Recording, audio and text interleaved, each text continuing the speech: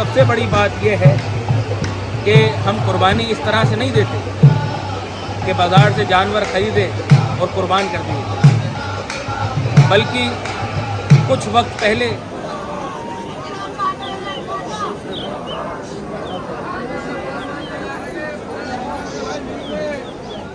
اللهم صل على محمد وآل محمد.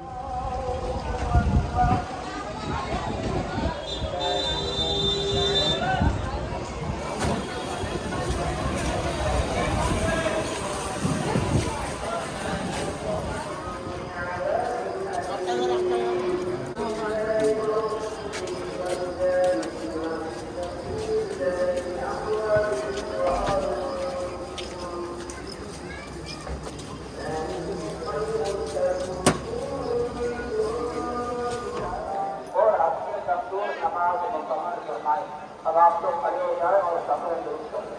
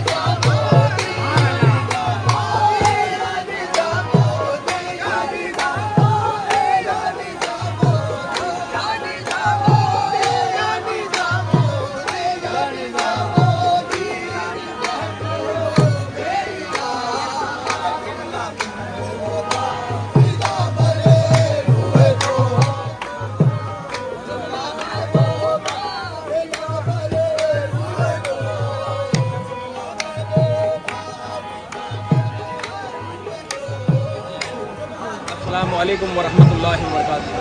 तमाम मोमिनीन व मोमिनात को बारगाह हुजूर सरकार करीब नवाज से ईद उल अज़हा बकरा ईद की बहुत बहुत मुबारकबाद पेश करते हैं। और ये जो ईद उल अज़हा जो मनाई जाती है इसका एक बहुत ही खूबसूरत वाक़या है, बहुत ही खूबसूरत किस्सा है अल्लाह के नबी का। इब्राहीम अलैहिस्सलाम एक मरतबा आराम फरमा रहे थे तो आपको अल्लाह की तरफ से बशारत हुई कि अल्लाह के नबी अल्लाह की बारगाह में, अल्लाह की राह में अपनी सबसे अजीज़ चीज़ कुर्बान करें। तो आपके पास काफ़ी तादाद में ऊँट थे। आप जब सुबह उठे तो आपने अल्लाह की राह में, अल्लाह की बारगाह में 100 ऊँट की कुर्बानी पेश की। जब आप सोए तो आपको फिर दूसरे दिन बशारत हुई अल्लाह की तरफ से कि अल्लाह के नबी अल्लाह की बारगाह में अपनी सबसे अजीज़ चीज़ कुर्बान करें। आपने दूसरे दिन 200 ऊँट की कुर्बानी पेश की। तीसरे दिन, तीसरी रात को फिर आपको बशारत हुई कि अल्लाह के नबी अल्लाह की राह में अपनी सबसे अजीज़ चीज़ कुर्बान करें। आपने ये सोचा कि सबसे अजीज़ तो मेरी औलाद है, मेरा बेटा है, इस्माइल है। आपने इस्माइल अलैहिस्सलाम की वालिदा हज़रत हाजरा को आपने ये कहा कि आज हमारे दोस्त के यहाँ दावत है, लिहाजा इस्माइल को नए कपड़े पहनाएं, खुशबू लगाएं, दावत में जाना। हज़रत हाजरा ने, आपकी वालिदा ने इस्माइल अलैहिस्सलाम को तैयार किया, गुस्ल दिया और हज़रत इब्राहीम अलैहिस्सलाम अल्लाह की बारगाह में कुर्बान करने के लिए अपनी औलाद को लेकर चले। तो शैतान हज़रत हाजरा को बहकाने लगा कि इब्राहीम अपने बेटे को ज़िबा करने के लिए लेके गए। हज़रत हाजरा ने कहा कि कोई बाप अपनी औलाद को इस तरह से क्यों ज़िबा करे। शैतान कहता है कि इब्राहीम अपने बेटे को, इस्माइल को अल्लाह की राह में कुर्बान करने के लिए लेके गए। हज़रत हाजरा मुस्कुराई और कहा कि ये तो बहुत ही खुशनसीबी की बात है। अगर अल्लाह की राह में कुर्बान करने की बात है तो मेरा एक बेटा क्या, अगर 1000 बेटे होते तो भी मैं कुर्बान कर देता। फिर वो शैतान इस्माइल अलैहिस्सलाम को बहकाने के लिए आया और कहा कि इस्माइल, तुम्हें मालूम है तुम्हारे वालिद इब्राहीम तुम्हें कुर्बान करने के लिए, तुम्हें ज़िबा करने के लिए ले जाए अल्लाह की राह में। इस्माइल अलैहिस्सलाम मुस्कुराए और फरमाया कि इससे बड़ी खुशनसीबी की बात तो क्या होगी कि मुझे अल्लाह की राह में कुर्बान किया जाएगा। फिर वो शैतान इब्राहीम अलैहिस्सलाम को बहकाने के लिए आया कि इब्राहीम, ये जो तुम कुर्बानी दे रहे हो अपनी औलाद की, तुम्हें मालूम भी नहीं कि ये अल्लाह की बारगाह में कबूल है या नहीं। तो इब्राहीम अलैहिस्सलाम ने पत्थर उठाया और शैतान की तरफ फेंका और आप आगे बढ़े। इसीलिए हज के दौरान जो शैतान पे पत्थर फेंके जाते हैं, ये तब से ही ये इब्राहीम अलैहिस्सलाम की सुन्नत है। जब आप अल्लाह की बारगाह में लेके हाजिर हुए और इस्माइल अलैहिस्सलाम से इब्राहीम अलैहिस्सलाम ने ये फरमाया कि इस्माइल, तुम्हें मालूम है कि मैं आज अल्लाह की बारगाह में तुम्हें कुर्बान करने के लिए लेके आया। तो इस्माइल अलैहिस्सलाम ने अपने बाबा जान से इरशाद फरमाया कि बाबा, इससे बड़ी खुशनसीबी की बात और क्या होगी कि मैं अल्लाह की राह में कुर्बान किया जाऊंगा और अल्लाह के नबी के हाथ से कुर्बान किया जाऊंगा। लेकिन मैं ये चाहता हूं कि आप अपनी आँख पे एक पट्टी बांध लें, क्योंकि मैं नहीं चाहता कि आपको अजियत पहुँचे, आपको तकलीफ़ हो।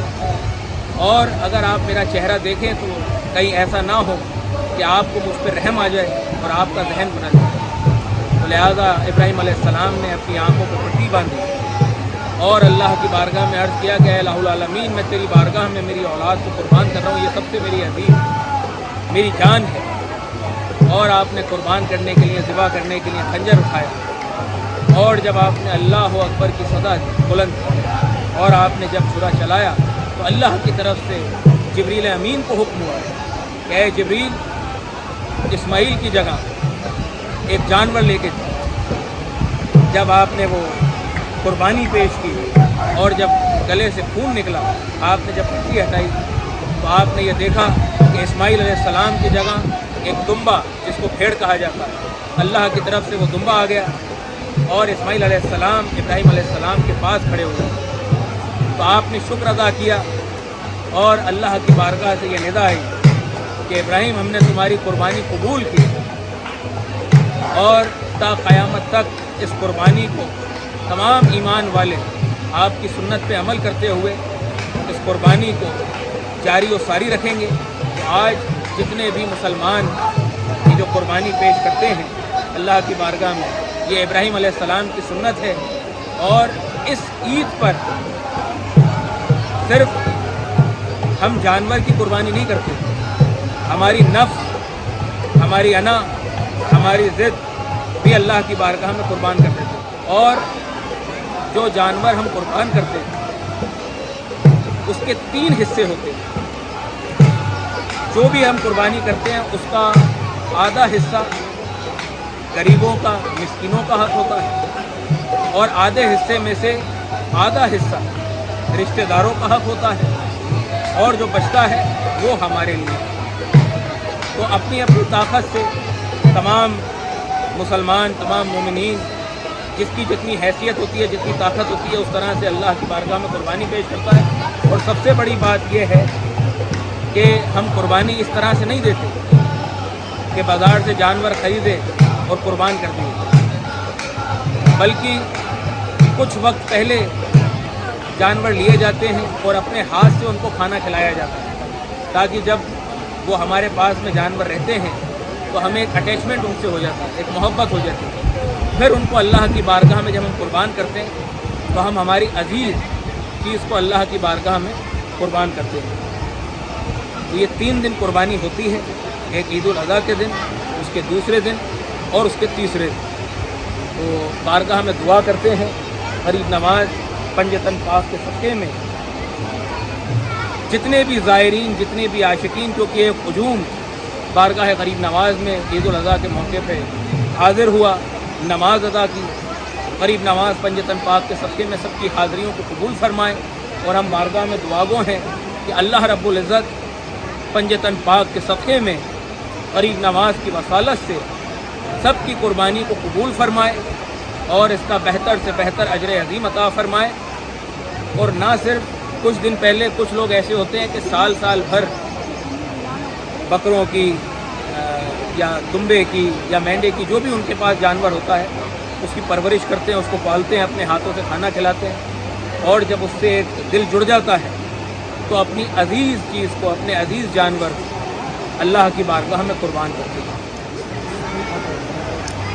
کرم غریب ہے۔ اور آج کے دن بارگاہ حضور سرکار غریب نواز میں جنتی دروازہ بھی کھولا جاتا ہے، جس کا سال بھر لوگ انتظار کرتے ہیں اور بارگاہ غریب نواز میں حاضر ہوتے ہیں۔ تو تمام لوگوں کی حاضری جنتی دروازے میں، جو مقام جہاں پر غریب نواز حضور نبی کریم صلی اللہ علیہ وسلم کی زیارت کیا کرتے تھے، اس کو جنت دروازہ کہتے ہیں۔ تو آج کے دن، عید کے دن، سال میں 4 دفعہ یہ جنت دروازہ کھولا جاتا ہے۔ ایک حضور سرکار غریب نواز کے عرس کے موقع پہ، جو چاند رات سے لے کے چھٹی تک 6 دن تک کھلا رہتا ہے۔ ایک عید الاضحیٰ کے موقع پہ، یعنی کہ آج صبح 4 بجے سے لے کے دن میں 2:30 بجے تک جنت دروازہ کھولا جاتا ہے۔ ایک عید الفطر کے موقع پہ، اور ایک غریب نواز کے پیر و مرشد کے عرس کے موقع پہ۔ تو آج صبح 4 بجے جنت دروازہ کھول دیا گیا ہے، اور تمام زائرین، تمام عاشقین، ویسے تو حضور سرکار غریب نواز کے جتنے بھی دروازے ہیں سب جنتی دروازے ہیں، جس دروازے داخل ہو جائیں، لیکن کیونکہ لوگ اس کا انتظار کرتے ہیں اور وہ اس نام سے منسوب ہے، تو تمام لوگوں کی یہ خواہش ہوتی ہے کہ کب وہ موقع آئے اور ہم اس دروازے سے بارگاہ غریب نواز میں آستانے میں داخل ہوں۔ تو تمام لوگ بارگاہ غریب نواز میں اس دروازے سے، جنتی دروازے سے داخل ہو رہے ہیں۔ دعا کرتے ہیں غریب نواز سب کی حاضریوں کو قبول فرمائے۔ السلام علیکم ورحمۃ اللہ۔